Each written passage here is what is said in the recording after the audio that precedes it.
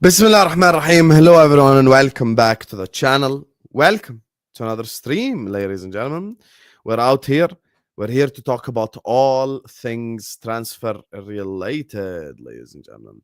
There's a lot for us to unpack. There's a lot for us to talk about. We have so much to discuss on today's stream. Will Sesko end up at Newcastle? You get me? Which then leads to Isak to Liverpool. Or Sesko is going to do the wrong thing, which is choose Manchester United. Also, we're going to be talking about Eze to Arsenal. Possibly solving their left-wing problem, even though there are certain speculations that Arteta is refusing to sell Gabby Martinelli. Anyway, joining me, first and foremost, Arsenal fan, wears his heart on his sleeve. Big up to Solz. How are you doing, Solz, mate? All good, my brother. All good. I mean, transfer news is slowing down for us, but we'll see kind of what happens. But it's quite exciting to see one of the biggest PR moves, let's say, happening right in front of us, and getting a bit of an insight on how these journalists are used to kind of conjure up PR. So it's going to be amazing to speak about it all. But I hope people are good.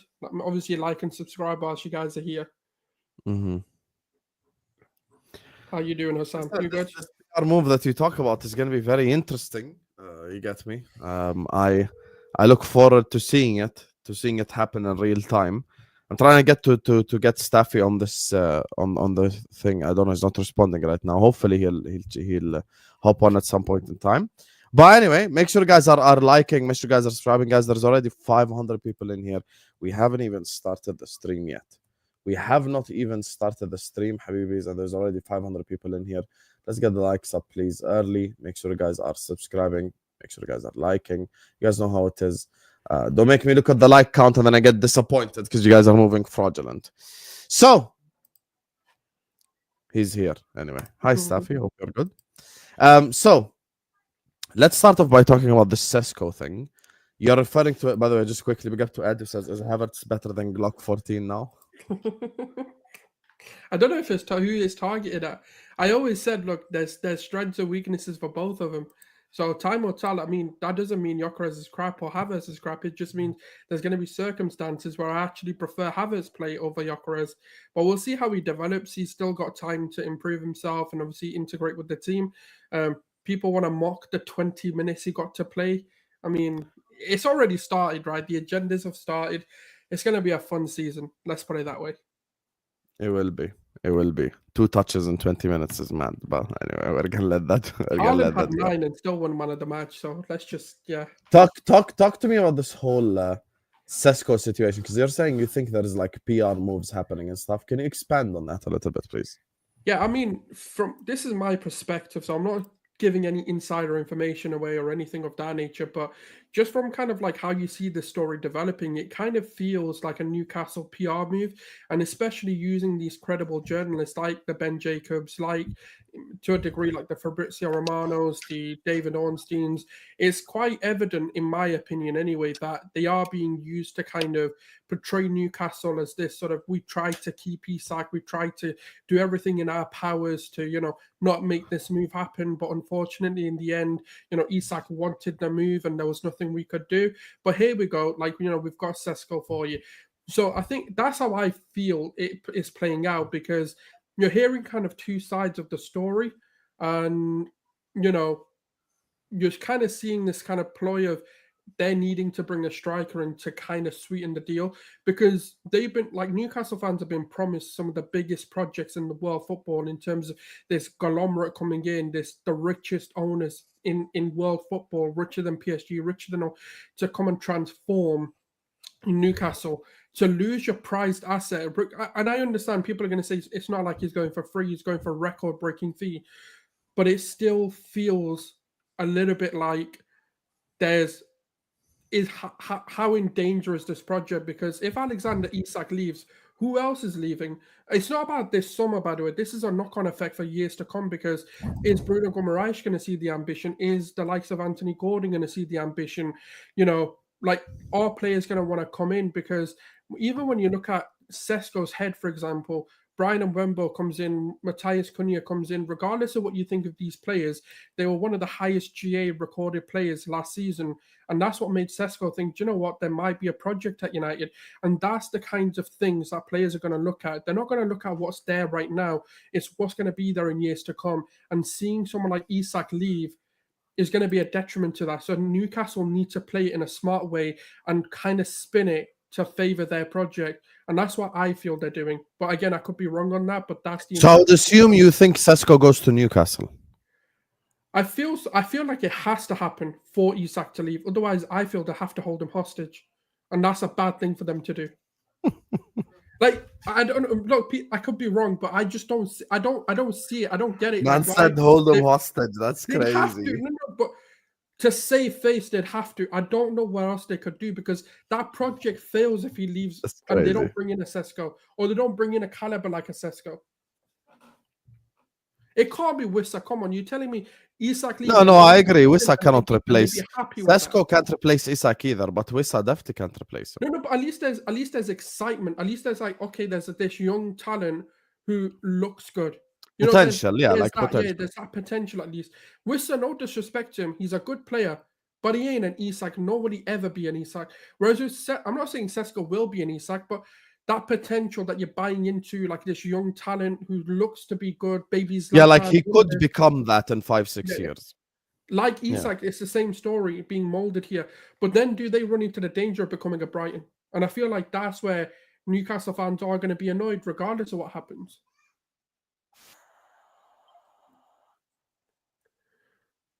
I don't know what you think from a Liverpool perspective. Before we go to a Liverpool perspective, I want to get Staffy's thoughts on this. Hi, Staffy. Welcome to the stream, Habibi. Sabah al-khair. Sabah al-noor. Everyone like and subscribe. You get to subscribe to Staffy TV and to Gunnar Solz. Sabah al-ward. What do you think of this whole Sesko situation first? Because I feel like Sesko and Isak now are interlinked with each other. Where do you think Sesko ends up going? I'd say the last 18 hours were very busy and annoying when it comes to Sesko because I haven't been able to keep up as much. But every time I look at my notifications, it's a new update. Newcastle are in. Newcastle are bidding. Oh, they're the favorites. Oh, Sesko still hasn't made a decision. Oh, United are still in the race. Oh, Sesko's going to make a decision this week. It's like a lot of like bullshit going back and forth.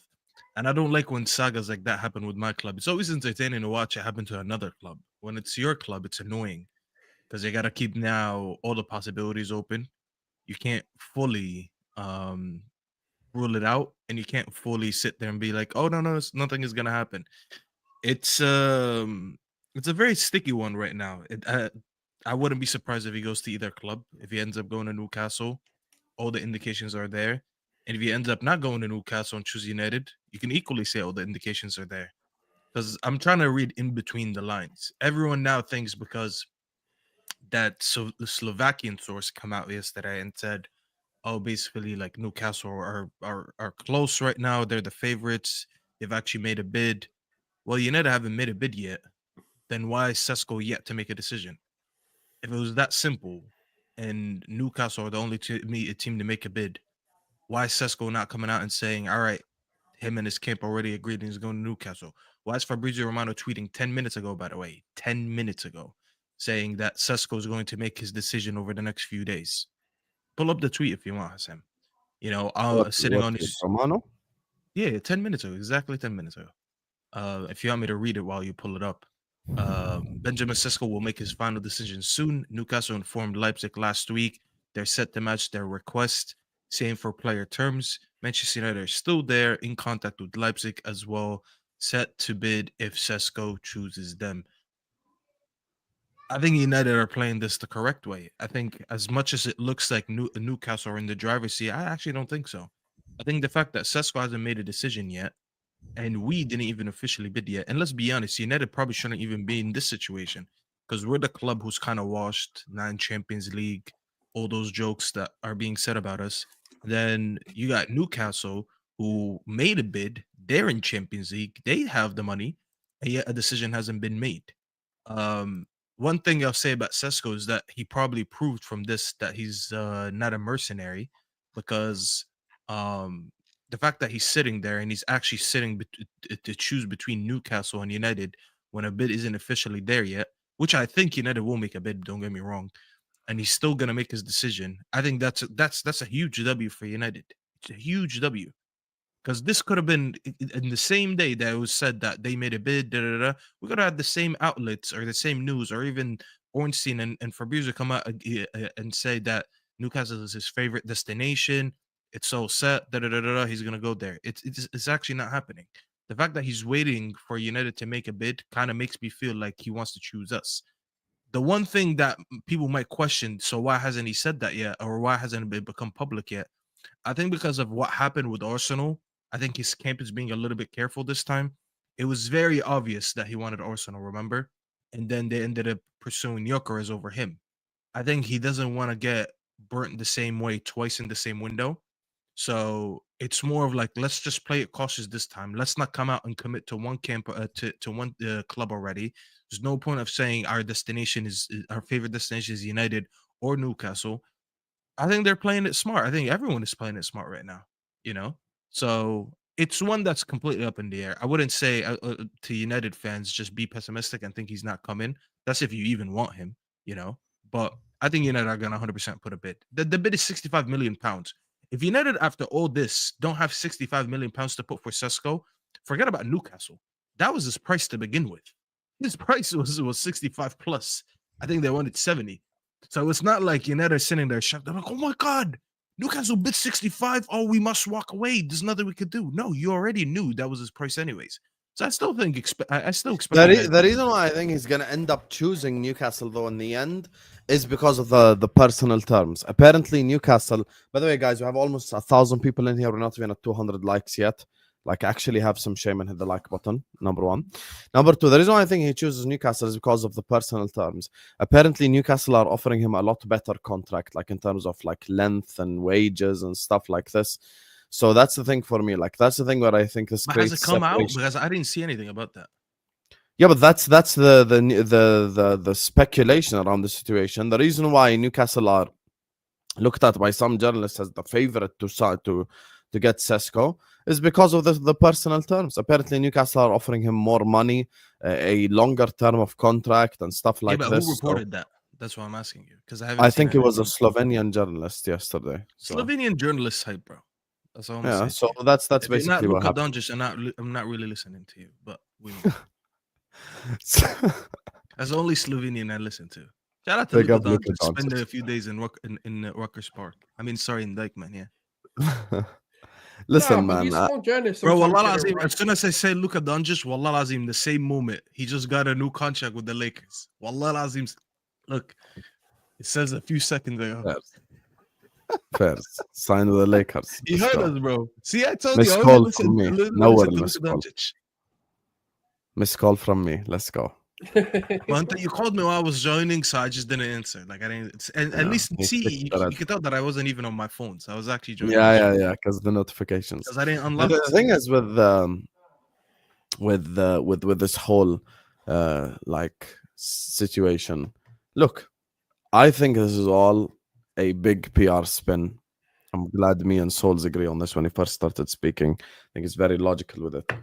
Look, people keep saying, oh my God, Isak won't join Liverpool and blah, blah, blah because of the Sesko situation.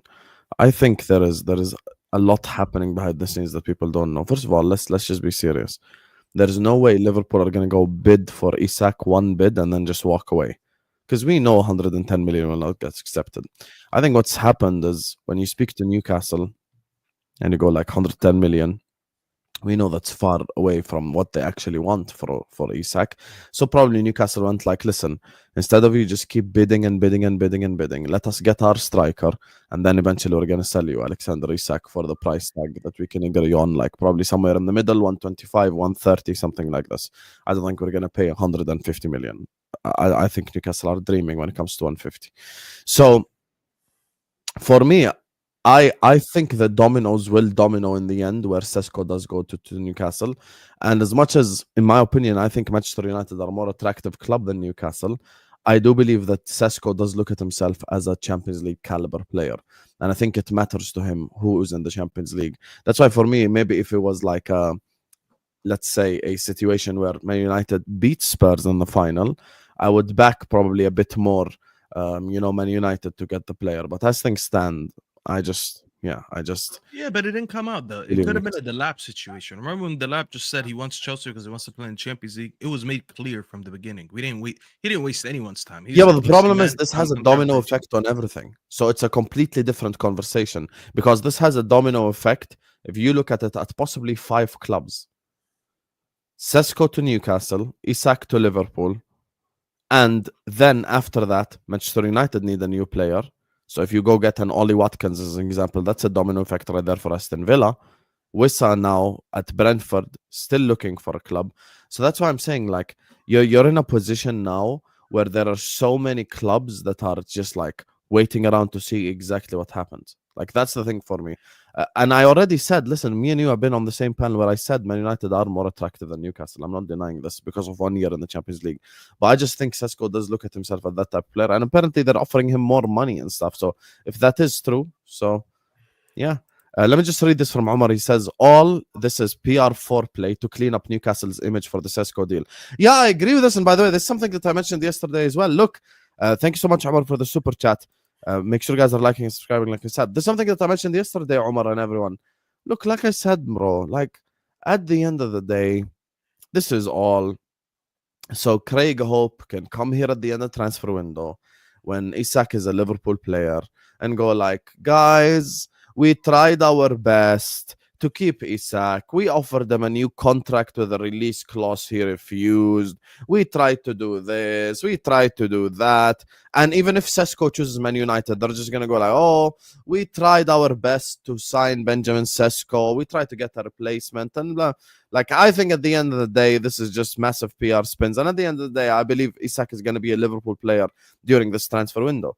Now, with the Sesko thing, look, there's other players available out there in the market. You know, it's not like Newcastle have, it's just Sesko or no one else. You get me? Like, they need someone like Wissa, they need someone like Ollie Watkins. They're both available, you know, for the same price as Sesko. And remember, if Newcastle do sell Isak, then they can probably afford to pay Sesko even more money. They could probably afford to pay Sesko even more money. We have to keep that in mind. And they can afford to pay Leipzig more money, which is something that you keep in mind. And who's the sporting director at Red Bull? Again, mate. I love you. You get me? Michael Edwards making that phone call. Apparently yesterday, Michael Edwards took charge of the Isak negotiations. You know, Eddie Howe is friends with Michael Edwards and his brother. You get me? They know each other well. Liverpool and the PIF have great relationships. This could be an under-the-table deal, just like Ugarte to Man United. Like I told you guys last season, with the Jorge Mendes situation with Lenny Oro. You scratch my back, I scratch yours. And this is exactly what just happened. So I believe that, to be honest with you. So I think there is under the table things happening right now. And I think Sesko will end up at Newcastle. Shout out to Jurgen Klopp, by the way, saying that Højlund is a dream of theirs. I agree with that dream. You should pursue your dream and always chase your dream. So shout out to that, man. How much do Man United want for Højlund? Wasn't it like 30 I don't million? even know. They haven't really said anything. But they were just saying that if we take Sesko from them, they want to get Højlund in return.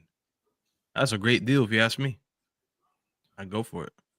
Newcastle hype. Newcastle's not giving you a Højlund in exchange. There's no amount of money that they can give you that'll make up for Højlund. So, can you stop this, Staffy? You're actually fully saying this with belief.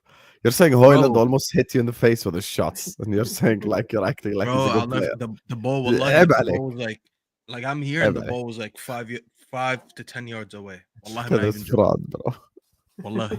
Man trying to sell Rasmus Højlund. No, bro, you ain't gonna sell no Rasmus Højlund. They do want it though. I'm not joking. You do know that's true. Fight for his space. He ain't going. I don't know how accurate that is. What do you mean we don't know how accurate that is? That came out a couple days ago. Yeah. Why do you want Sesko, Staffy? Why? Why do I want Sesko? Why? Why someone who's starving want food? Wait, Staffy, did you diss the Arsenal fans who wanted Sesko, by the way? Or were you like Saeed, where it was like, oh, Benjamin Tesco, all of this, or were you? First of all, let me adjust that. I see a few digs where people said, "Oh, I'm sure at some point you said Tesco." I live in the US. We don't have Tesco's. That wouldn't be the first thing that I think of. The only reason I know Tesco is I'm because just I asking if actually you went to dissed it. England. Yeah. I know you didn't say that. I know you're just asking a question, but I did see a few people claiming, "Oh, but I'm sure you said Tesco." What is an American in New Jersey gonna think of Tesco for? I don't think of Tesco. All right. That's not the first thing that would rhyme with Sesko is maybe disco in my head. Okay, that's number one. Number two, I've been on record for a few months, wallahi, saying that I think Sesko fits Arsenal and Gyokeres fits United. That has been my stance since like maybe January, because I felt like Sesko, even though he's a little bit underdeveloped, his profile of game, I feel like when it develops into something bigger, kind of fits the way that Arsenal play. Because United are a much lesser team right now than Arsenal, and we rely more on transition than dominating games because we don't have the ability to fully dominate games like you guys do. I'd rather a transitional striker. Who's a transitional striker? Gyokeres. That's been my stance for months. If you go to my Twitter, yes, I'm a hypocrite on Twitter. I just play the game as the game is being played. Bro, I swindle around all the time. If there's a chance to slander someone, I will slander him. If there's a chance to make a joke, I will make a joke. And if there's a chance to rage bait someone, you best believe I will rage bait someone. So not all my tweets over there are accurate. They're a little bit they're just there to diss people. But no, on a real though, I've never actually dissed Sesko. Funny enough, I had a tweet in May where I called him Baby Zlatan. So when I retweeted it, people were like, "Oh, you're only saying that because he's linked with United." Well, maybe if you open up your eyes and you read the date and you just stop being stupid, you'll see that it says May. So if I called him Baby Zlatan when there was zero links with anyone, maybe just maybe I just rate him. And no, he's not really Baby Zlatan. He just has a little bit of attributes that kind of remind me of Zlatan. Yeah, So like no, his height, maybe. He's No, 6'5". but his finishing, agile his as fuck. finishing is like, yeah. Some of the goals he scored. Elite ball striking. Yeah. Remember that one goal from Zlatan for PSG where he just smashed it from outside the box in the Champions League and almost ripped the net? That really reminds me of that one Sesko goal that they always repost. So when I saw that, I was like, yo, this guy reminds me of Baby Zlatan. And then people just got pissed from there. Like, oh, you're only saying that because he's linked with United. No, bro. I said it in May. There was no links in May. The tweets are there. The receipts are there. Is this true? Rasmus rejected Leipzig. He didn't reject Leipzig. He just doesn't want to leave United. And why would he leave? Oh, then خلاص. Then Sesko's going Newcastle. Why? What happened to forcing players out? No. You ain't gonna play this game with me, mate. That people say, oh, they don't want to leave. They can't leave. Leipzig, then Sesko's going to Newcastle. Allow it, Staffy. You know this. You know this. There's no guarantee. Why are we pretending that players don't get sold when a club tells them, listen, we don't want them? United haven't said to them, that's the one thing United haven't done this summer. They haven't told anyone we don't want you, which pisses me off because I think we need to be a little bit more ruthless. We need to go to someone. This is why I have this on my soundboard. Where is it, man? This is every time a United player says they don't want to leave, this is what I think of. Just get him the fuck out of here, bro. Like, I don't care, bro. Just force him out. If we don't like a player, fuck out of here. We don't want you here. Rasmus, there's an offer. We don't rate you. Please take your bags and get the fuck out of here. We should do that with more players. I feel like United is the only club that when we talk about selling players, we always have to be like, oh, but they don't want to leave. Players who don't want to leave a club get moved on all the time. You sit with them and say, listen, we don't rate you. Get out. There's another deal out there. At least we're getting you a decent destination. Jurgen Klopp wants you. Go play for his club. Come on. Why are we acting like that doesn't happen? Get him out of here, man. I hate that guy, by the way. I hate that guy. Yeah, but what if they're trying to save face in it, like morale and stuff like that? Because if they end up with Rasmus, they don't exactly want to upset him too early. Because you've upset Garnacho, and we don't know if he is going to upset Garnacho. I hate that. All right, you both upset each other, yeah. You both hurt each other. Whatever. Yeah, you both upset each other. It's a toxic relationship. Garnacho came out after the Europa League final where we lost, and he said, I can't believe I only played 20 minutes today. after I He played a wasn't big part wrong. of us being into the final, which was a lie because they had 1 goal the whole campaign. 1. If 1 goal is a lot, then I don't know what to say. No. But you know, And football then he is more said, than I'm going goals. to try to enjoy my summer and see what happens after that. Amarim saw that and he said, who mans is this? Get him the fuck out. That's what happened. So we didn't upset him. If anything, we upset so many other people for him. And he played the most minutes out of everyone in the attack. So let's not pretend, please. Staffy, do you It think was- Isak in becomes that a 20 Liverpool minutes, player he anyway? was your best player, though.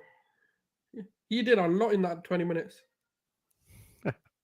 He was I'm exciting. gonna He was mute my direct, mic. he was- You guys have this fight. Yeah. He was. It's not a lie. He was exciting. He actually tried to make things happen. Your team looked dead until he came on.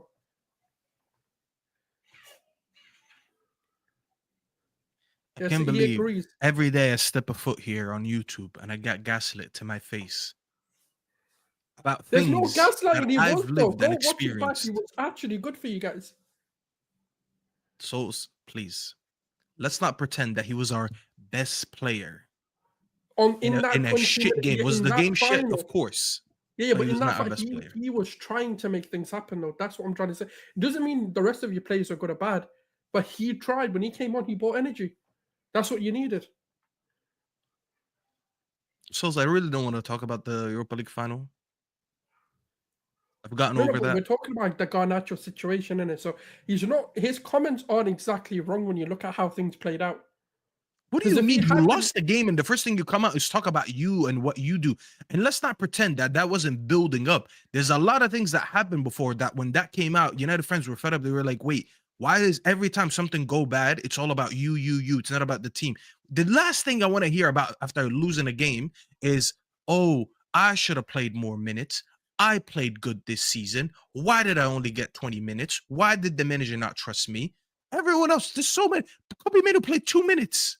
2 minutes, and he's way better than Garnacho, and he didn't say nothing. The kid has always been selfish.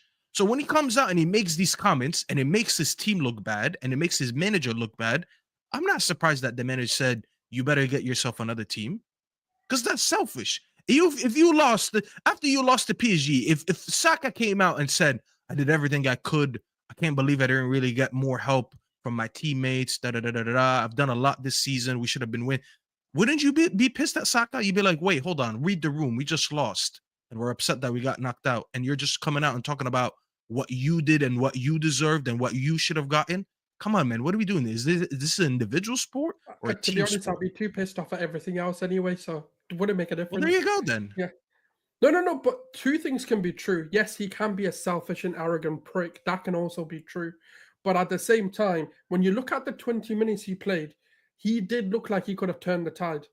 That's all I'm saying. I'm not saying Amarim made a mistake. Sure, I'm there's a not saying lot that could have Garnacho- went better that game, Yeah. Souls. A lot of substitutions that should have happened early. I actually wanted them to come on early because we were losing 1-0. There was a lot of attacking subs. I was like, I don't remember the details. I feel like my body generally rejects last season. That it's the one season that I don't remember a lot of because of how bad it's been. But that one fine, I remember I was like, I think I wanted Mazraoui to come off early.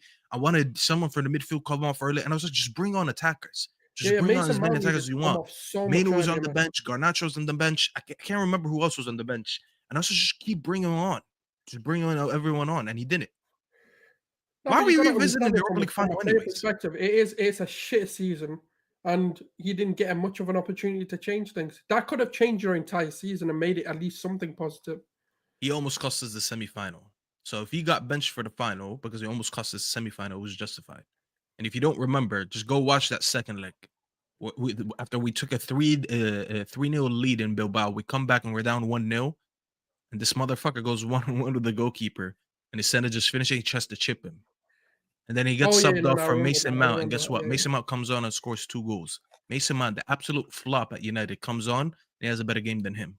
So please. That's what I'm saying. Don't gaslight me, bro. I Let me ask one you game questions, Staffy. Do you think Isak ends up at Liverpool anyway? Well, I don't know. It's a very good possibility that he doesn't.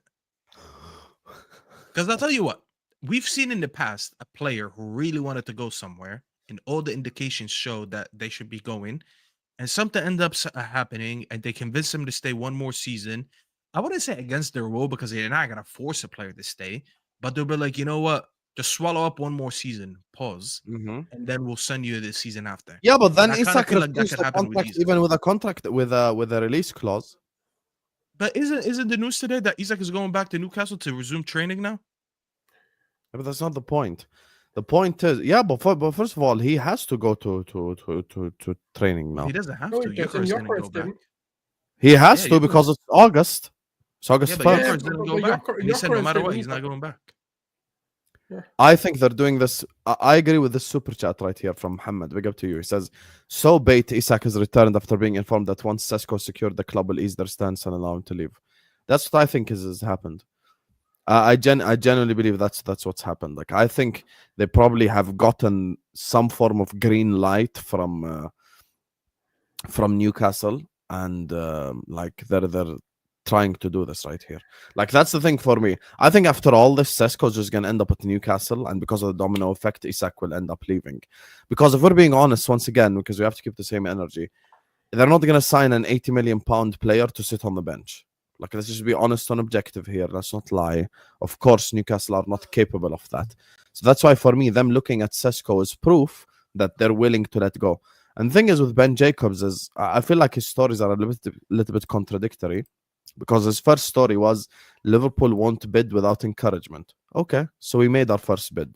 So we must have got encouragement, whether that be from Isak himself, whether that be from Newcastle United, whatever it is. We must have gotten some form of encouragement from someone. Wagwan, Mr. Staffy. Where is Mr. Griggs? How is he?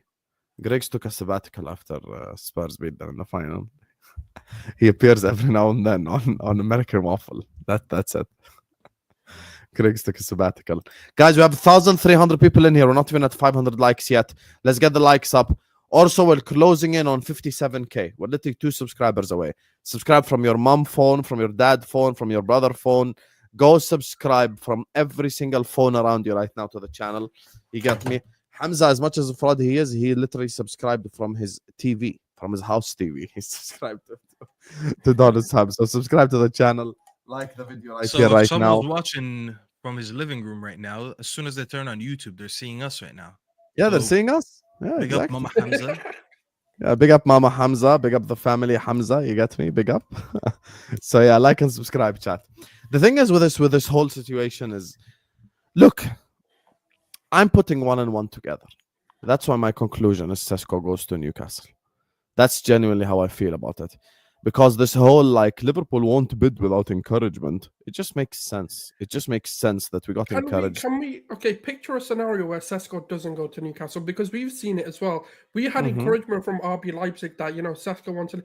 Then he found out he had to compete with Kai Havertz and decided to sign a new contract and stay another year. So he's a bit like Zubimendi. You just don't know with this guy until he is not in that shirt. Don't rule any possibilities out.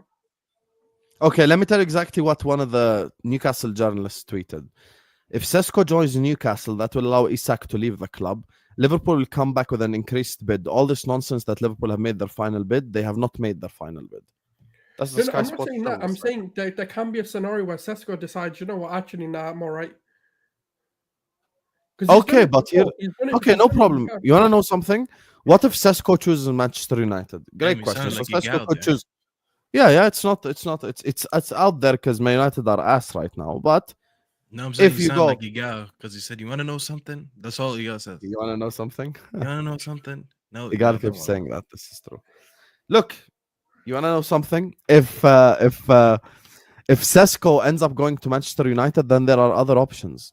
And I'll tell you why I say this. Look, I think the bridge between Isak and Newcastle but is that a copium answer though? Because Wissa isn't enough to say, do you know what? Now I'm not saying Wissa alone. I'm saying they can. Ollie Watkins has shown the willingness to leave Aston Villa tomorrow.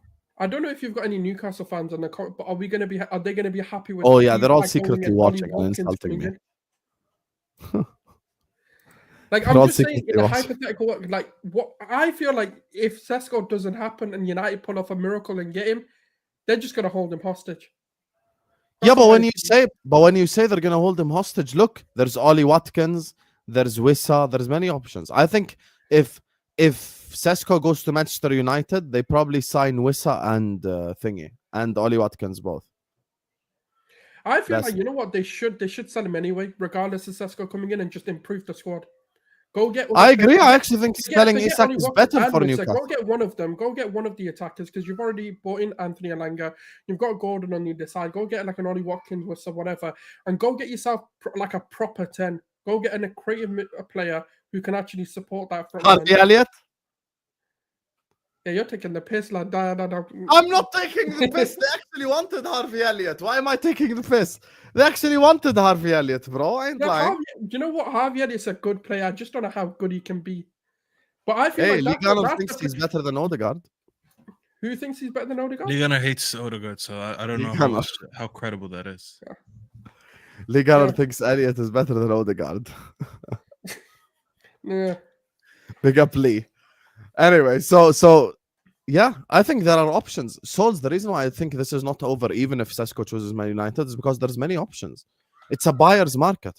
Watkins, Mateta, Wissa. I could go on and on and on. So many options, bro. Also, do you really want to give up 130 million pounds? That's the other. I think Newcastle get better after selling Sesko. After selling Isak, I won't even lie to you. Same. Because they need to. I'm going to use one of the favorite words of the Arsenal fans here. By the way, big up to the Football Terrace for the raid, guys. Like the video on your way in. Let's get to 500 ASAP and subscribe to the channel. The thing why I say this, Football Terrace was Terry live again, glazing fucking Rasmus Højlund. No, KJ was live this time. Oh, KJ was live. Yeah, I don't know who he was glazing, but big up KJ anyway. He should glaze a new intro for Straight Facts. The thing with this is, I think this is a buyer's market. There's so many like options right now. I don't think it's over, even if Sesko does choose Manchester United. I'll be honest with you. And also, can I go back to what I was saying? I actually think the bridge between Isak and Newcastle was burnt completely. Because even if you look at Anthony Gordon's quotes, he says, I hope everyone gets what they want at the end. Like, they obviously tried. You know, they tried their best. Eddie Howe spoke to him. The club spoke to him and stuff. But he's made it clear. And according to many like sources as well, he's ready to hand in a transfer request. So if he puts in that transfer request, it's finito. It's finito. No, let me just call out. Let me just call you out. See you, Kesley, and all the people who will never be in the chat when Isak Here We Go hits. I know exactly where you guys will all be hiding. I know your prototype is not a new prototype. Your prototype is the prototype that says bullshit, and when the opposite happens, they're nowhere to be found. There's the City fan called City Sharks. There's Newcastle fans who spent the last 3 weeks insulting me. They're no longer in the chat now that the Isak thing is becoming a reality step by step. So I know the type of person that you are. So when you say I'm lying to myself, I promise you on the Isak Here We Go video, you will not be here. I know the type of person you are. You'll be hiding like the little bitch that you are. I know. It's okay. Anyway, talking about lying to myself, I'm just reporting what the journalists are saying. Isak wants Liverpool. Fabrizio. Ben Jacobs. Isak wants Liverpool. Ornstein. Isak wants Liverpool. What yani? Khalas, I'm not making stuff up. He didn't go on pre-season tour. All of these things are facts. The bridge has been burnt. That's it. The bridge has been burnt. This guy spent the last 2 weeks insulting me. He actually showed up 2 days ago and he's like, you know what? You were right. He's going to end up at Liverpool. It's okay. Some people can actually hold themselves accountable, you know, for the shit that they say in the chat, while others just hide. Welcome to this channel. Let's hold that. Whoever that person was. Hold that, I guess, whoever you are. So yeah, that's my logic about it, because it's a buyer's market. Way too many strikers want out. Watkins, Wissa, Mateta has shown the willingness to leave his football club as well. And at the end of the day, Solz, let me and you and Staffy have an honest conversation. We're talking about Newcastle United here. We're not like respectfully. We're not talking about Real Madrid or Bayern Munich. We're talking about Newcastle United. Habibi, this is a different thing. This is completely different. Like, this is a football club that's like not that club, you know? So, yeah. That's what I think. Not Calvert-Lewin, liver wrestler. You're taking the piss. They're not going to replace him with Calvert-Lewin, bro. Now you're doing too much. I mean, he is on a free. Yeah, Calvert-Lewin to United could happen. You're just trying to piss me off today, aren't you? Hey, listen, he's a Calvert-Lewin to Man United. You man are struck for cash. You're begging at the moment. You know, beggars can't be choosers. I'm just trying to put. Well, we're not begging make- if he offered himself to us, isn't it? Nah, you never know, man. Panic can set in. You do stupid things when you're in a panic state, and yet who knows? He slips and signs a contract. But clearly, we're not panicking, are we? We've been just quickly. Sorry to interrupt you both bickering. Big up to LB for the raid as well. We just got raided again, so big up to you, LB. Shout out to you. 1,500 people in here. Also, we just got 57,000 subscribers. Hey, let's go. New milestone, 57k. You get me? The road to 60k is on, MFers. You get me? We're 3,000 subscribers away. Get the likes up, subscribe to the channel. 57k. Big up to all you members of the community. Let's go. Let's go. Hussam to 60k. Here we go. Terms have been sealed and agreed. You get me? Let's go, bro. Let's go. So, if Isak joins Liverpool, I must ask the question. Is the league over? Never. Okay. And I'll ask another question with it and answer both questions. If Isak joins Liverpool, do you believe Rodrygo to Liverpool is still possible? Because if you look at all the Brazilian media, it seems like he's twerking for us hard. I want to lie to you.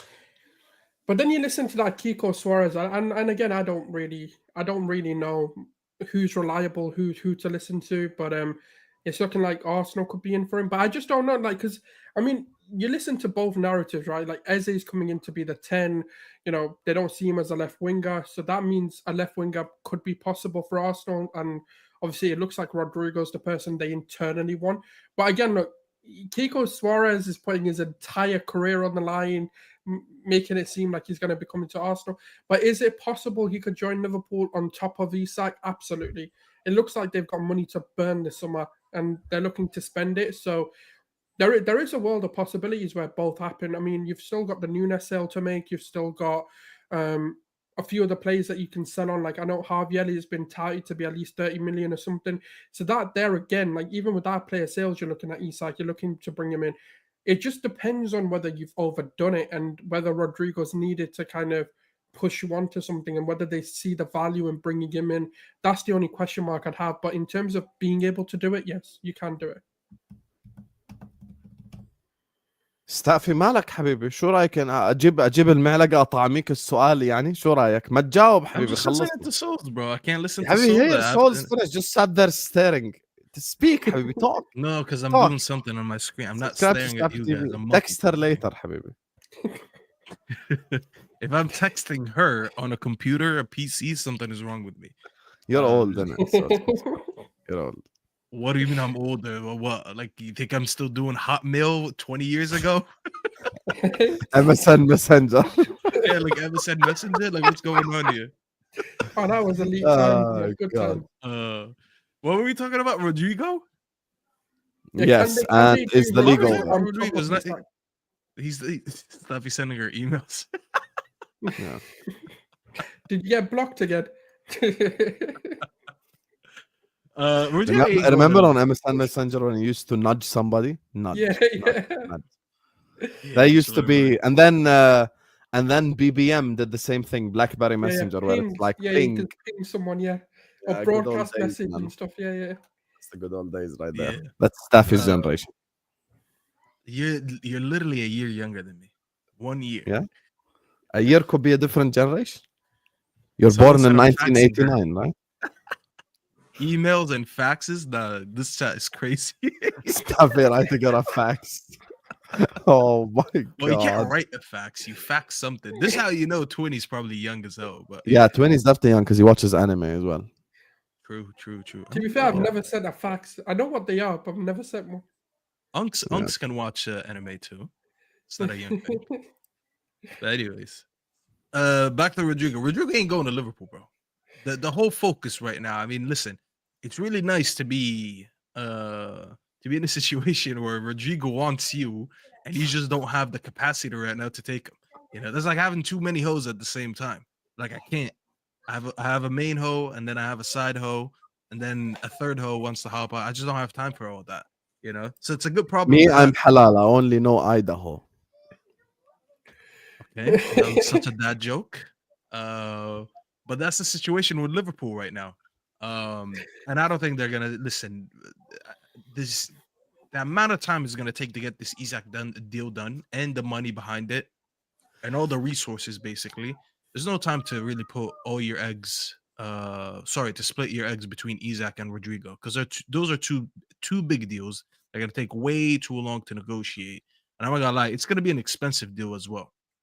So I don't think you're gonna put a lot of money in Rodrygo, because they're gonna ask you guys for about 80 mil or whatever, which I'm not gonna lie, No, it's 90 million euros, which is 70 million say pounds. even more. I Oh, said but he 80. also wants 300k a week. Don't forget. It's just like so much money that's gonna be involved in it, and a player that I'm not gonna lie. Well, as we much got as I money like it- now. No, but like when you think about it, it's just gonna take a lot of money. And I look at this deal and I'm like, Rodrygo's he's falling out of favor with Real Madrid, anyways. They want to move him on, even though they're saying, "Oh, we're not gonna force him out." Guess what? If you didn't want to force him out, you probably didn't need to tell us that. I don't go on every day telling people I'm not gonna do something.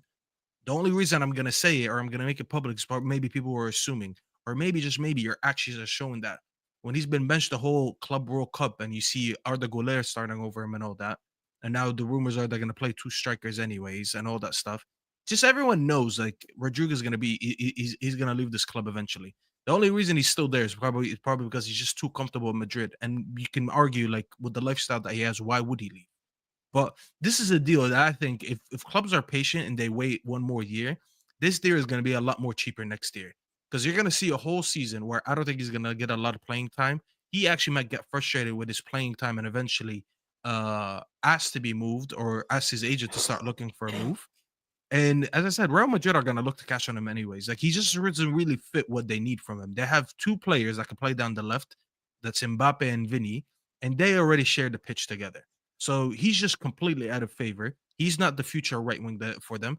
And that rebuild that they're doing for Jabi Alonso is going to take a lot of money to bring in all these players in. Do you think So your Rodrygo resources are took going to way come from too selling long players. to make Rodrygo's his going to mind go up? eventually. Just be Do patient. you think he took too long to make his mind up, and there are way too many like moves based on it? Sure, if he would have came out early in the summer and said that before the Isak thing even became an idea, probably yeah. I think a lot of clubs would have went for it. Because then you would have had Bayern not signing Luis Diaz, maybe going all out for 100%. Rodrygo. Because look at Luis Diaz, bro. Luis Diaz, I don't even think Luis Diaz is as desirable as Rodrygo is. Definitely. not. Which to me is a little bit crazy, because I actually like Luis Diaz. I feel like I think you, Tom Little, you guys do a little bit too much when it comes to him. I know he's not the greatest finisher. I don't do too much. Yo. I made peace with the Colombians. You ain't gonna get me in trouble. Me and the Colombians are good Tom now. Little only. Last time we got clipped up by the Colombians, he verbatim said Hussam is a lot more balanced than Jamie and Tom. I'm innocent. Colombians خلاص. clipped at Tommy. Yeah, bro. They hate on Tom That's now, crazy. not me. I even learned the Colombian national anthem. I sang it on stream and everything. I completely made peace with the people of Colombia. So if Tom We're not Little gonna do gets abducted by the I said cartel, actually this summer. I would probably sell Gakpo and keep Diaz. You're gonna get me in trouble for no reason. You get me? I mean, to be fair, Tom Little El does- bien herminaya, gloria immersible, jubilo immortal. See? I know it by heart. There You're you gonna go, get then. me in So Tom trouble Little, talking he's about you and finished on his Tom own. do too much. Habibi, watch the content. You'll know me and Diaz made peace. I try to You keep get up me? as much as I can. I just know Yeah. he's not really that appreciated by your fan base. But anyways, I think if Rodrygo would have spoke up a little bit earlier in the summer, which he still Yeah. didn't do at all, but if he wanted to, he probably would have Yeah. found himself a good move. He could have been the one at Bayern right now, or he could have been the one to come and replace Luis Diaz after you guys moved him on to Bayern. I just said, listen, as I said, I just think he's too comfortable. He just wants to stay in Madrid. Brazilians historically don't really want to leave Madrid until they get pushed out. Even when they don't get a lot of playing time, it's just it's a good club for them. It's a good lifestyle for them. It's a good place to live. You know, it's I don't know, bro. Yeah, I don't think you guys are gonna go for him. I'd be really, really, really, really surprised if from now on you guys go and put your money in Isak and Rodrygo. Because number one, I question where the fuck is all that money coming from? Because you're talking about what those two deals alone are gonna cost you around what 250 mil. Where the fuck are you getting 250 mil until the end of the summer from? That's crazy. I don't think it's gonna happen. No, I don't think so. Plus, you got Ekitike, so he's gonna be playing down the left if Isak comes in. No, we ain't gonna put LeBron James to left wing. First of all, it's Wemby. No, but that's even worse. You got me. We ain't gonna put like, bro. I don't want to play Why? at Wemby 6'9". shoots from the perimeter. Bro, you think Wemby football just is a stays in the different paint sport. because he's a center? Football is a different sport. We're not gonna play like a called him LeBron, 6'9" guy. You made the basketball reference. Staffy, stop it, please. Stop it, please. We're not Stop gonna play. what? You said LeBron. We're not gonna play a 6'9" guy left wing, bro. First of all, he's not 6'9". He's 6'2". Okay. No, he's. I promise you, he ain't 6'2". I'm gonna Google it. Yeah, but Isak can play left wing. Ekitike 6'2". No, he is. Yeah, but either way, Isak can do it. Isak can play left wing. They're not pushing the one of the best strikers in the league to left wing. Yeah, show me. Mhm.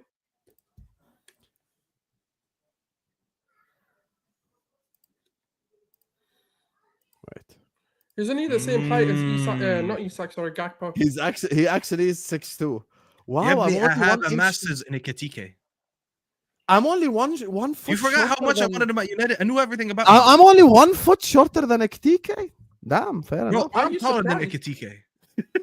That's crazy. And he That's looks, you know what it is? Because he's very skinny. He looks very lanky. So you'd assume he's taller. Yeah. Like, look at his legs. His legs are so tall, man. Like, he has long legs, long limbs. He looks like he's taller, but he's not. Hey, fairs. I'm literally just 1 inch shorter than him. That's crazy. By the way, I said foot by mistake. I'm 6'1". So I'm only 1 inch shorter than Yeah, him. you That's said mad. foot, and people were like, Hassan's foot. Yeah, I'm not 5'2". Judge Mo's on the chat. He's 5'2". So Is it that ass guys? Mo is like 5'4". If you guys think we're joking, he's actually like 5'4". yeah, Mo's actually short. He said this, by the way. There's not like an insult on it. He said it by himself on the streams before. So Who do you judge Martinez? That's how am I only 1 inch shorter than Ekitike? He looks so tall on the pitch. He's 6'2", but acting as if he's 6'9". Like, it's not that. Yeah, but why does he look so tall on the pitch? He's lanky. He's lanky. Like, Yeah, look at his legs. some His Does he arms. have like long arms? Maybe. Yeah, that's why. He looks like a basketball player. I can't lie, because of his how skinny he is and how he just looks lanky. That's what he looks like. Yeah. Like, he probably has an insane wingspan. Yeah. He does. He probably does. I Like, listen, bro, if he doesn't work imagine out, him doing this. He does have an insane. yeah, you wingspan. guys could just throw him a lob in the box. and Throw see him if a he can lob. dunk it. Oh my god! You're never beating the American stereotype ever. Man said, "Throw him a lob." Chat. Bro, I said the Oh same my thing about Sesko. I said if Sesko doesn't work out for United, he could always play at a small forward for the New York Pick and Knicks. roll. We'll bring him to the Knicks. He can play small forward. Yeah, do you know what? You might be Pick right. and roll He's with Bruno just got Fernandes. very- You got He's to be 6'5", bro. strong. Look how high he jumps. 6'5", and he jumped that high, bro. Come Who's play Sesko? for Yeah, the he Knicks, can- bro. he can leap. I He can actually, leap. you want to know something? I actually just realized when I was googling it, Isak is actually taller than Ekitike, but doesn't seem is? like it. Nah, Isak is tall. You can tell that. Yeah, no, he does look tall, but he doesn't look taller than Ekitike. I think it's Yeah, because his maybe. it's just that he does have abnormally long arms. Mm-hmm. Yeah, he's just got that weird lanky build. It's just weird. Bro, they were putting videos of Wembenyama at airports saying Ekitike is flying to Liverpool, and a lot of people believed it. And like Wemby's generally like ducking so he doesn't hit like his head entering from doors, and people believed it. They were like, "Wait, I didn't know he's that tall." I'm like, "Well, you're an idiot. How the fuck do you not know who Wemby is? He's like 7'2". That's crazy. So, final question on this Liverpool thing before we move on to talk about Arsenal. Or sorry, actually, you know I what? can't Let me wait to do. talk about this. Yeah, actually, let's do supers, and then I'll include this as part of the Arsenal section. Big up, 1,500 people in here. Once again, thank you guys so much for 57,000 subscribers. Appreciate you guys. Keep subscribing, keep liking the video so we can go to 60k. Guys, we're not even at 500 likes yet. We're 20 likes away. Just close the live chat and hit the like button. You fucking frauds. You get me? Like and subscribe, yalla. So let me just grab these supers, and then we're gonna carry on to talk about the Arsenal situation, because I think it's interesting to talk about title race, including Arsenal as well. Al Hilal Milan in for Nunes. PIF, you know what to do. By the way, this is true. And, speaking of under the table deals and shit, I can't lie to you. Al Hilal want Darwin Nunes. Maybe we give them a little bit discount. You get me? Discount for Al Hilal. You give me discount for Isak. Everyone happy. Instead of me selling you Nunes for 70, I'll sell you Nunes for 60. You sell me Isak for 120. Everyone is happy. And actually, speaking of Judge Mo in Egypt, I'd like to give a massive shout out to Simeone Inzaghi, because he's the one that's insistent on buying Nunes. So thank you so much, Simeone Inzaghi. I love you. Forza Inzaghi. Big up to Yusuf Hussein, who says, Hussam, it looks like Isak is going back to team training. I really think the only way Liverpool get Isak is if Sesko joins Newcastle. Or forwards join Newcastle anyway. And when you guys say back to team training, here's the thing. It's literally August. Like, what the hell? Like, he did what Gyokeres did, because Solz mentioned Gyokeres, right? He did what Gyokeres did up the entirety of the month of July and June. But now it's like August, 2 months later. It's like, bro, like, you have to come back to training because you're contractually obligated, or you won't even get money. One second. Sky Bet just updated their betting odds. United are now favorites to sign Benjamin Sesko. Where is this? I don't know what all that means. Yeah, also betting is haram. Yeah, I'm not telling you to bet. But I'm telling you, Sky Bet, who works with Sky Sports, they just did that. That's all I'm saying. Doesn't matter. There's plenty of forwards. Lettenberg just said something. Newcastle submitted an official bid of 75 million pounds. Sorry, 75 million euros. 5 in bonus. Manchester United have made it clear to Leipzig they still in the race, ready to make a move. The race remains between Newcastle and... Okay, so what was that update, Plettenberg? That's why I said plenty hype, bro. Sorry for wasting everyone's time. Newcastle submitted 75 million euros plus 5 million in bonus payments. Okay. Fairs.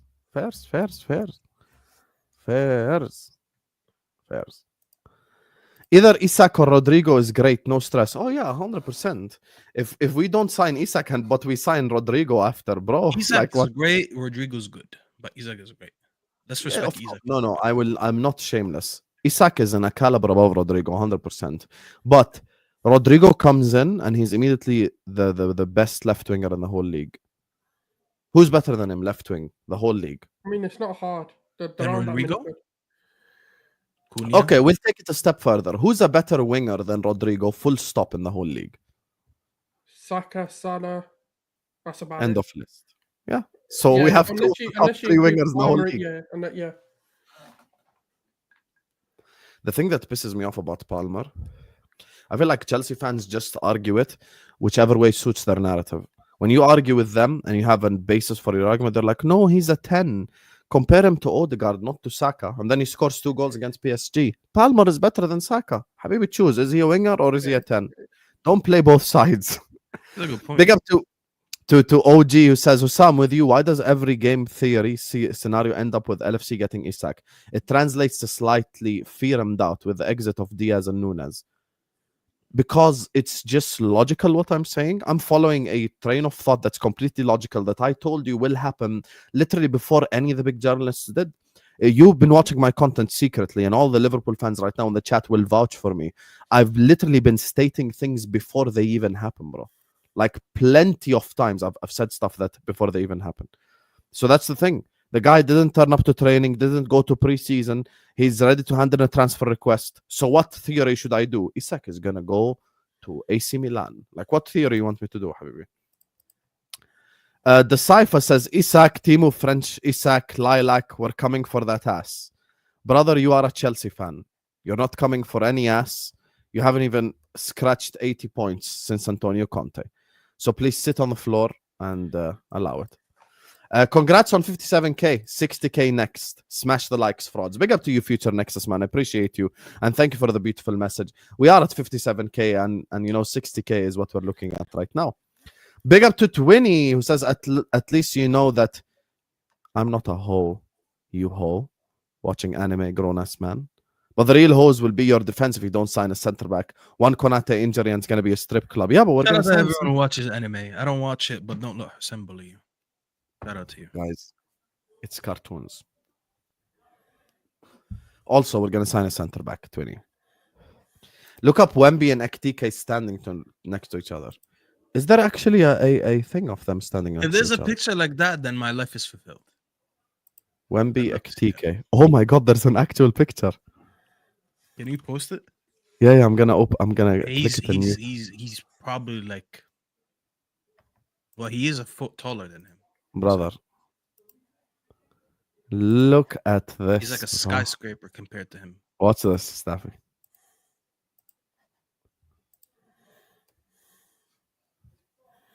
That's actually great. But wallahi, don't they look alike?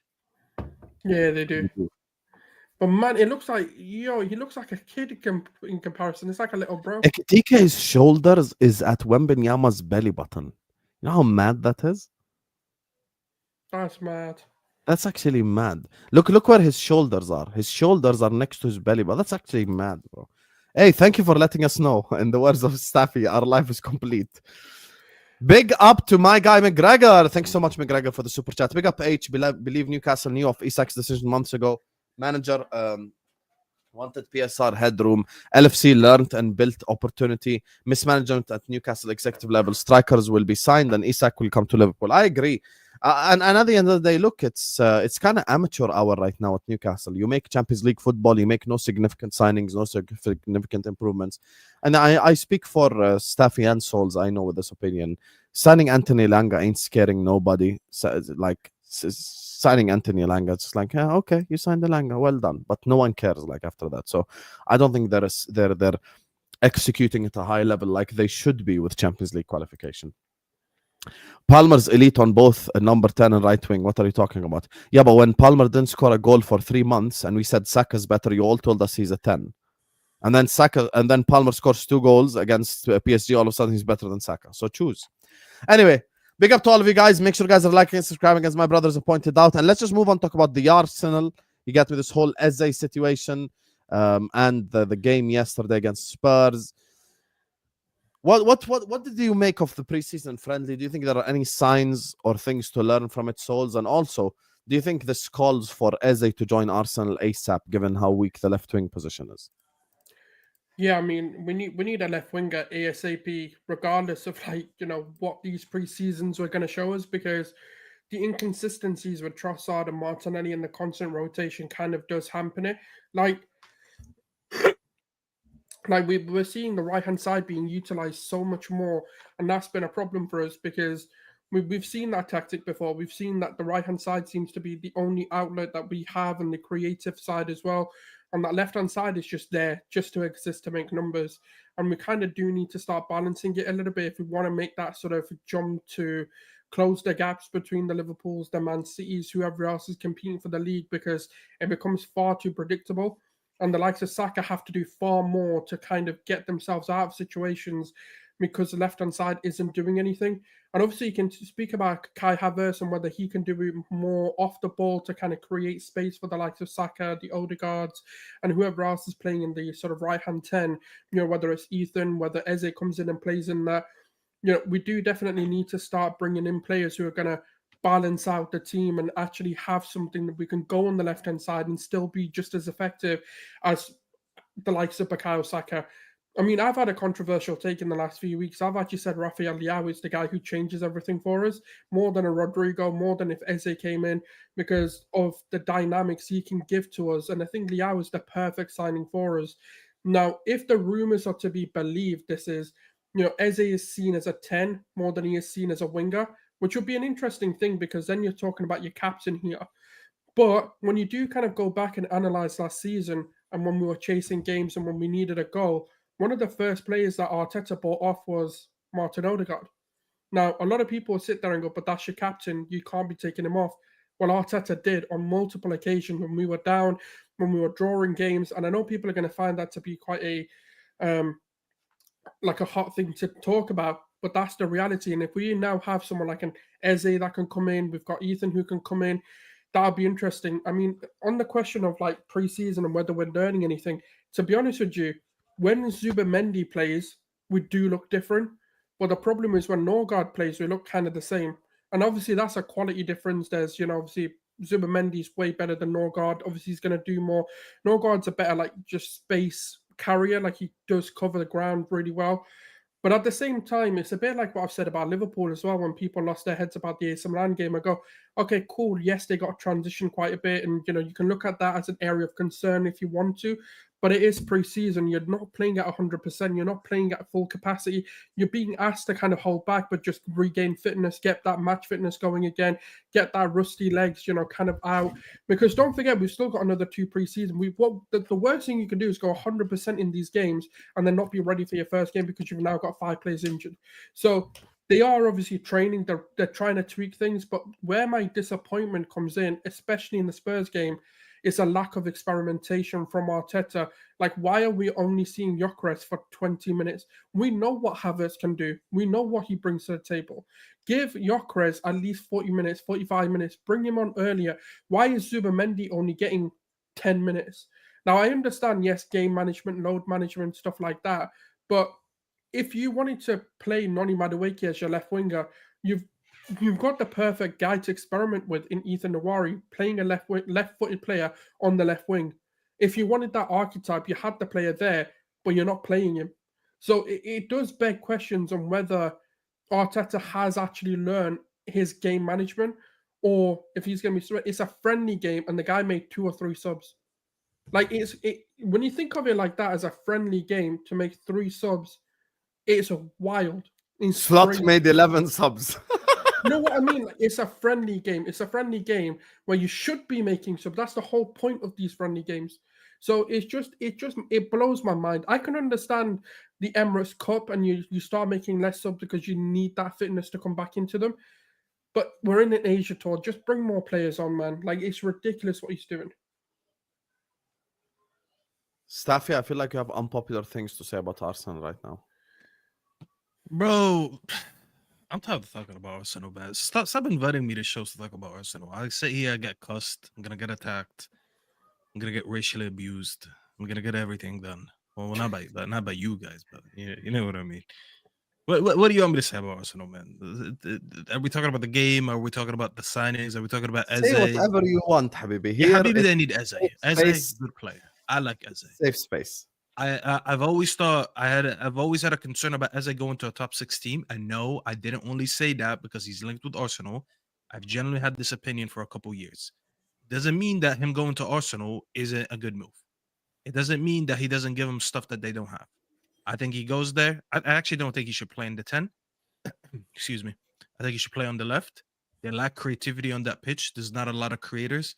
I think they rely a lot on their creation coming from Saka and Odegaard. And that's clearly not enough, which is why people like Odegaard, when they're not in their creative bag on the day, or for a few games actually, like last season, they got a lot of abuse.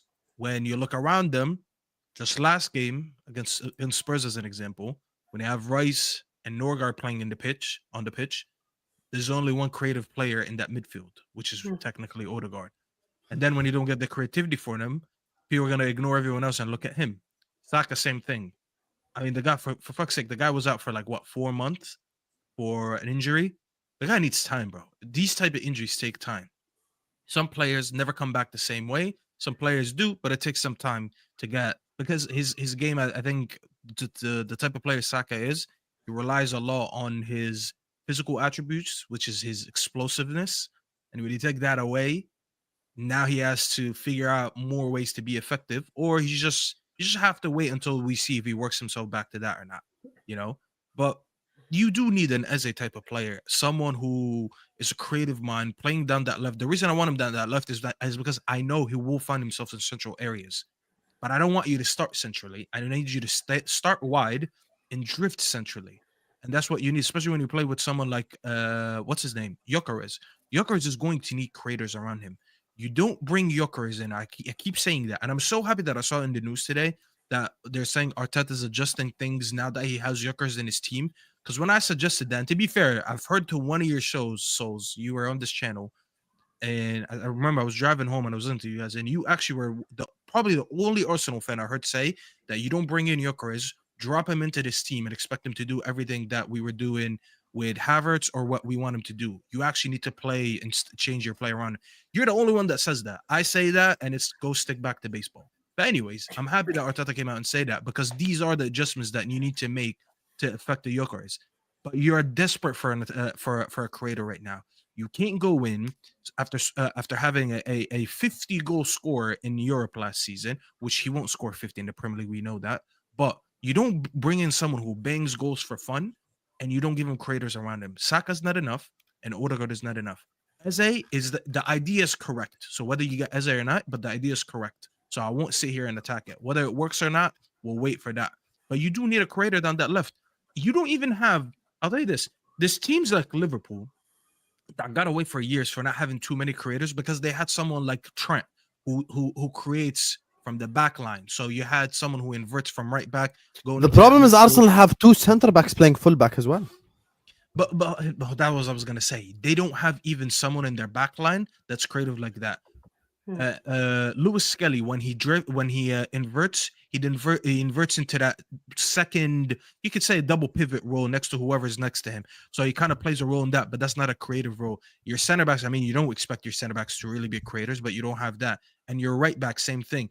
You don't really have too many creators on the pitch, which is why, as much as Arsenal, yes, they do score a lot of goals. They did score a lot of goals a couple of years ago, but this current team, as I look at it right now, I don't see a lot of creation in it. And the more you lack creation in these certain areas, especially the left wing, I think the left wing has been neglected more than striker. I know the popular thing has always been to say striker. I've been saying, I swear to God, I've been saying it for quite over a season right now. If you ask me, I think they need a left wing more than they need a striker. Yes, they need a striker, but I think they need the left wing more. Because when people look at a lack of goals or a lack of scoring, what's the first thing that come to mind? You're thinking of striker. But that's not usually the correct answer. When you look at that left wing, there's generally no creativity and no goals. Neither of them exist. You can get away with having a goal-scoring wing and not such a good striker, because at the end of the day, look at Havertz. Havertz banged how many goals? 16? You can hate Havertz all you want. I don't think he's great. But God, if I had a shit striker who scored 16 goals, that's really good. 16 for a shit striker. You know when is it acceptable? When you have your wingers banging. The best example I could give you, Liverpool. Bobby Firmino never outscored his wingers. But guess why they got away with it? Because you had goals from Salah and you had goals from Mane. You guys don't, it's not that you guys don't even have a Mane. You don't even have someone who's like half of who Saka is. Because even when Saka doesn't go, and I don't think Saka's an out-and-out goal scorer like that. He will chip in with a lot of G&A, but he's not like, I don't look at him as like, yeah, he's a Mo Salah. He's just there to score goals. You don't have someone to balance him out on the other side. Like, look at Cunha and Mbeumo as an example. I think Mbeumo is going to be the goal scorer, and I think Cunha is going to be the all-rounder. When you have a balance between the two, you can be like, you know what? I can afford for someone in my front line to get less goals because I'm chipping in with double digits all around. You haven't had Martinelli do that in what? 3-4 seasons now, since that one season where he scored 16, 17 goals. He has been the biggest problem there, in my opinion. So you are desperate for an Eze. And if you get an Eze, as I said, I've always had a speculation about him going to a top 6 team in general, because I don't know if he's at a level where when he takes that step up, he balls out. Because it's always one of the two. You take a good player from a lower team, you put them in a bigger team, they always do one of the two things. They elevate their game or they completely flop. It's always the two. It's never like just down the middle. So that's my speculation about him. But it doesn't mean that it's not the right move for Arsenal. I think Arsenal should 100% be over this move. And speaking of the left wing position, I'll have better thoughts for what they could do with him and especially with Gyokeres being in that team. Let me ask you both a question. What do you guys think of the rumors? Because it's only rumors, but we have to speak about the news that apparently Arteta does not want to sell Martinelli. What do you think of that rumor? Do you think he should, like, well, what's? I don't know. I haven't heard anything about it. There is a rumor going around that it's very it is well reported that some people in the club. Obviously, Arteta's name's going to be thrown in there as well because he does seem to be a big admirer of Martinelli. But I feel like if you're going to play Martinelli, then why did you buy Gyokeres? Like, it just doesn't make much sense when you're trying to bring an out-and-out striker, but then you've got a winger who runs into blind alleys. Like, the issue with Martinelli is I think there's a great foundational player there, but we just haven't platformed him in the right way. We did for one season with like Gabriel Jesus coming in when Zinchenko came in. That was the kind of team where Martinelli thrives in. But unfortunately, as time kind of has gone on and the way that, our game has evolved or even devolved, whatever way people want to see it, Martinelli just hasn't adapted his skill sets to suit that. Because when you're playing in like sort of you can talk about a Pep system, you can talk about an Arteta system, an Enrique system, that kind of, you can't be one-dimensional as a winger. You have to kind of bring a bit more to your game.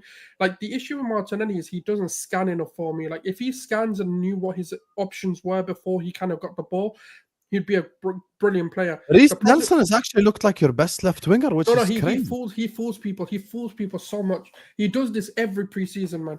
He puts a wall over your eyes and plays very, very well in preseason, and then I don't know what happens to him. He is meant to be the most talented player to come out of our like academy. There is all of that. But the thing is, like, what I want from Martinelli is just to know your options. Like, he runs into and then he just doesn't cross, or he makes the wrong decision. And it's like, you're too desperate. You're too desperate to do things like, and it's like, no, you just need to calm your game down. And for me, I don't know whether it's a confidence player kind of thing or what it is, but I think for me, he becomes a bench player and he impacts games late. That's what I can see Martinelli doing if we don't want to sell him. But him going in as our starting left winger just brings in more problems. Like Staffy said, I was actually one of the people who said we should be prioritized bringing in a left winger more than a striker. Because if you really want to solve the issues that we've got in terms of balancing the team, we need to sort that left-hand side out. Because now Gyokeres comes in. Okay, yes, Zubimendi perfectly complements him. Saka can get the best out of Gyokeres. Odegaard, we'll see kind of like if he kicks on or not. But then the problem comes to when you then want to use left-hand side because the right-hand side has just been absolutely tag-teamed. Then what do you do? Because you're then stuck because you can't do anything. Trossard comes on and it's similar issues. He's more of an inside forward who wants to think goals first but doesn't really get the goal. So Eze is the opposite of that. So is he the solution? No, him or Liao. For me, it's got to be him or Liao. One of them has to come in to solve this issue. Or the alternative is, which I know what people are going to say. I know I'm going to get cooked for this. You move Saka to the left. That's the only alternative because you have to start bringing balance into the team. So who starts right wing then? Madueke or Martinelli. Like, you've got to start. And I know people are going to hate me saying that. I know I'm going to get cooked for that. But you've got to understand the principles of what I'm trying to say is, or alternatively, you move Odegaard to the left midfield, like the left centre mid. Because the reason why I'm saying that is because you've got everything that's on the right. The right-hand side is perfectly built. You've got your creative midfielder. You've got your you've got your best winger. You've got arguably your best attacking, midfielder. Your best fullback is on that side. Then when you go on to your sort of left-hand side, Rice is good at what he does. But then when it comes to the attacking phases, he's not that great. Martinelli, Trossard, not that great. Newcastle kind of tucks into midfield. So you're kind of like looking at that and going, well, who actually does anything on that side that scares them attackingly? When it comes to that final third, if you lock on the right-hand side, where's the threats coming from? Martinelli hasn't picked up that slack. Trossard hasn't picked up the slack. If they were picking up the slack, the team's balanced, and that's perfectly fine. But for me, something's got to change if we're not buying a player. The thing for me is, like, everything that you said is literally why Eze is the solution. Because he gives you extra creativity. He's someone who can play down that left-hand side. And I actually agree with Staffy on what I think Eze is a good player, so I disagree with Staffy on that. But like I said he's got reservations he won't be able to make a step up. I think he will be. My thing is, the one thing that I do agree with Staffy on is, like, look, I think Eze is actually a lot better to play left wing for Arsenal than to actually play 10. I'll be honest. I think he's better for Arsenal to play down that side because he gives you creativity. And Solz is right. Like, that right-hand side is so top-heavy. Like, you just keep attacking down that right-hand side because the left-hand side is just so weak compared to the right-hand side. So that's why my thing is, like, yeah. Just final question. Is the title over if Liverpool sign Isak? I said yes before, but actually I want to retract that statement. It's never over until it's over. You know my answer, man. I'm saying let's bring it on. Bring it on. We've both got big Swedes up top. Let's see who the better one is. Liverpool will be my favorites. Don't get me wrong. But for the sake of my own logic that I've always used, I can't be a hypocrite. I've always said football is not about names. It's about chemistry, and it's about matchups, and it's about everything else that happens in between. I've seen Galacticos for years. I mean, the best Galacticos we've ever seen. Zidane, Beckham, R9, Roberto Carlos, Raul, Casillas, the list goes on, Figo. They all got whooped by one man, Ronaldinho. Now, I'm not saying there's a Ronaldinho out there in that league that could whoop Liverpool. Who's the Ronaldinho, Madueke? There's no Ronaldinho Hey, to whoop listen, he him, could do it. He could do it. but you never know, bro. But you never know. So for the sake Okay, of how my about this? own So let me get all of like you got. Okay, just club wise, do you think Liverpool can win the league? Yes. yeah, of course. Do you think Arsenal Can I can tell win you the league? one thing? Hold on. I like that you guys did something that's been unusual. The reason why it's very hard to maintain leagues or maintain like go basically back to back. Forget that City who went 4 in a row. That is the reason why we hype it up because it's amazing. But that's not the norm. The norm is they usually tell you it's harder to maintain or to retain a title than to win it in the first place. You know why that's the case? Because a lot of people, when they win it, they don't actually go and re-strengthen the team properly. Yeah. Liverpool, however, when people say that, you got to understand why they're saying it.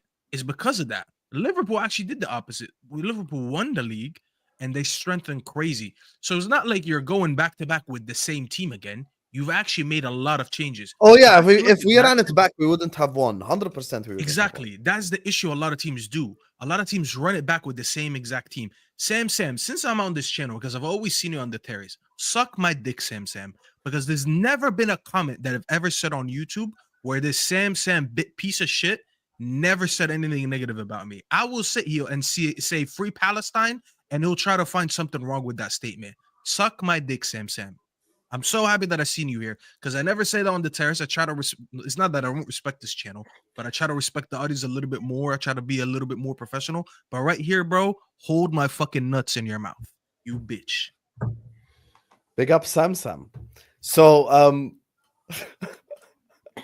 with Staffy's nuts in his mouth. So now, can Arsenal win the league? Yes. Not will, can. Staffy, you think they can? Who? Arsenal, can they win? Not will they, can I don't they? think they will. No. They Can they? Is there a possibility they There's will? enough resources where they can, yeah. Okay, do you think City can win the league? Right now, no. No. They can just because of Pep. The rest, So I'll never count out Pep. Pep is just too great as a manager for me to count him out. But when you ask me to look at the team, they're still a couple years away. Can Chelsea win the league? Like, is it possible? No, I think they compete to like a very good level to like January, February, and then they start falling off. Okay, I'll end the stream on this. Percentage chances, everyone winning the league. Just give me percentages, numbers.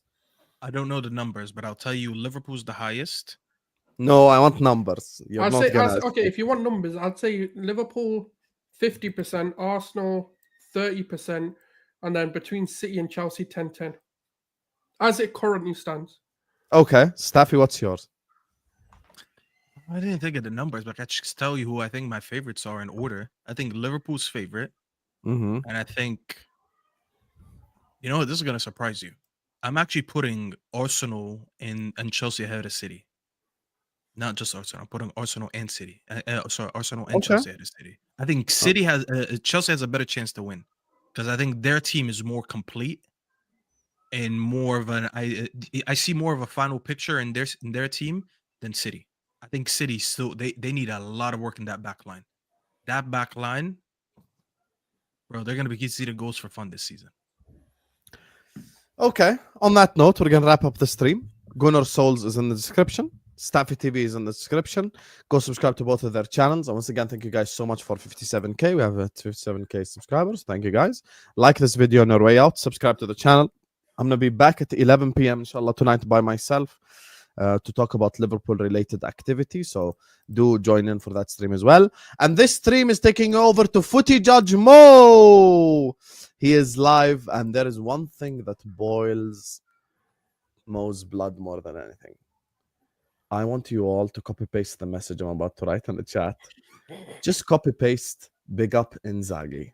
This is what we're raiding Mo's chat with, and we are Can gonna we make say it justice for Inzaghi because he slandered Inzaghi so much? Can we say justice for Inzaghi? Inzaghi. Okay, no Yeah. problem. You want to know something? Here you go. Make sure you guys copy this. Justice for Inzaghi. Here you go. Just copy paste this. He's gonna hate that Copy so much. paste the Bro. comment that I just made. Justice for Inzaghi. I'm gonna be in his Yeah, you chat. probably hate Well, that I'm gonna do more. it myself, bro. I'll be there. Yeah, I'm gonna spam it as well, and Staffy will be spamming it as well. Watch his veins pop on the screen right now. Love you all, and yalla, see you guys on Footy Judgment.